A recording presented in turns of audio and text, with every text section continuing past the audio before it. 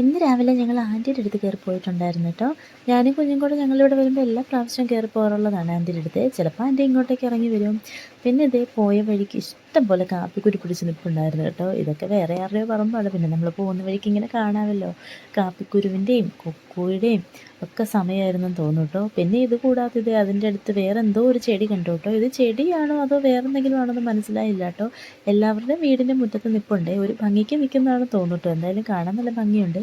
പിന്നെ ഇതേ വഴിക്കെല്ലാം പേരമരവും പേരയ്ക്കൊക്കെ നല്ല രീതിക്ക് പിടിച്ച് കിടപ്പുണ്ട്. പിന്നെ ജാതിക്ക അങ്ങനെ ഒരുപാട് കൃഷി സാധനങ്ങളൊക്കെ കണ്ടു കേട്ടോ. ഇതെല്ലാം പിടിച്ച് നിൽക്കുന്ന ഒരു സമയമായിരുന്നു കേട്ടോ ഇത്. പിന്നെ ഞങ്ങളിതേ വീട്ടിൽ വന്നു കേട്ടോ.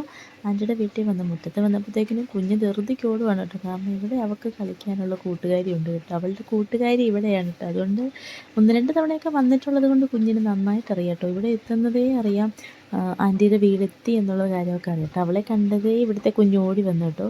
ഇനിയിപ്പോൾ അവർക്ക് അവരുടേതായ ലോകമായിരിക്കും കേട്ടോ. പിന്നെ കുറേ നേരം അവിടെ വിശേഷങ്ങളൊക്കെ പറഞ്ഞിരുന്ന് പിന്നെ കുറേ നേരം ഞങ്ങൾ പുറത്തായിരുന്നു കേട്ടോ. ഞങ്ങളെല്ലാവരും കൂടെ ഇവിടെ ആൻറ്റിക്ക് 2 പെൺപിള്ളേരാണ്, 2 പെണ്ണും ഒരാണുമാണ് കേട്ടോ. അപ്പോൾ ഞങ്ങളെല്ലാവരും കൂടെ പിന്നെ കുറേ നേരം വർത്താനം പറഞ്ഞ് മുറ്റത്ത് നിന്നു.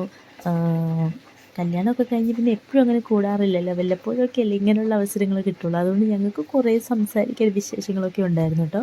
പിന്നെ ആൻറ്റിയുടെ വീടിൻ്റെ മുറ്റത്ത് നിൽക്കുന്നൊരു മരമാണ് അത് അങ്കിള് കറക്റ്റായിട്ട് വെട്ടിവിടുന്ന കേട്ടോ ഇത്. അപ്പോൾ അതിൻ്റെ മുകളിലൊരു കിളി കൂടൊക്കെ വെച്ച് കൂട്ടിയിട്ടുണ്ട് കേട്ടോ. പിന്നെ ഇതൊക്കെയാണ് കേട്ടോ ആൻറ്റിയുടെ കാന്താരി കൃഷി. ആൻറ്റിയുടെ വീടിന് ചുറ്റും കാന്താരിയാണ് കേട്ടോ. അതിൽ ഒരു കാന്താരിയിൽ മുളക് മുഴുവൻ ഞാൻ പറിച്ചെടുത്തിട്ടുണ്ട് കേട്ടോ. എനിക്ക് വീട്ടിലേക്ക് കൊണ്ടുപോകാനായിട്ട്. വീട്ടിൽ പിന്നെ കാന്താരി മാത്രമായിട്ട് വല്യമ്മച്ചി അച്ചാറിടുകയൊക്കെ ചെയ്യും കേട്ടോ. പിന്നെ അച്ചാച്ചിക്കും കാന്താരിയൊക്കെ ഈ കഞ്ഞിക്കകത്തൊക്കെ ഇട്ട് പൊട്ടിച്ച് തിന്നാനൊക്കെ ഭയങ്കര ഇഷ്ടമാണ് കേട്ടോ. എത്ര ചോറ് കൊടുത്താലും അതിൻ്റെ കൂടെ 1-2 കാന്താരി ചോദിക്കും കേട്ടോ. അതുകൊണ്ട് ഞാനും ഉള്ള കാന്താരിയെല്ലാം ഞാൻ പറിച്ചെടുത്തു കേട്ടോ. ഒരു ചീനിയിലെ കാന്താരി ഫുള്ള് ഞാൻ പറിച്ചെടുത്ത. ഒരു ചീനിയിലെ കാന്താരി ആണെങ്കിലും അത്യാവശ്യം നല്ലപോലെ ഉണ്ടായിരുന്നു കേട്ടോ.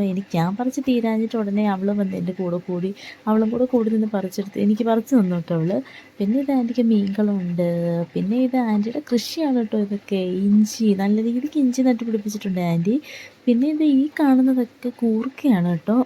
നമ്മൾ കറി വെക്കുന്ന കൂർക്കയാണ് കേട്ടോ. ഇതെല്ലാം ആൻറ്റിയുടെ കൃഷിയാണ് കേട്ടോ ഇവിടുത്തെ.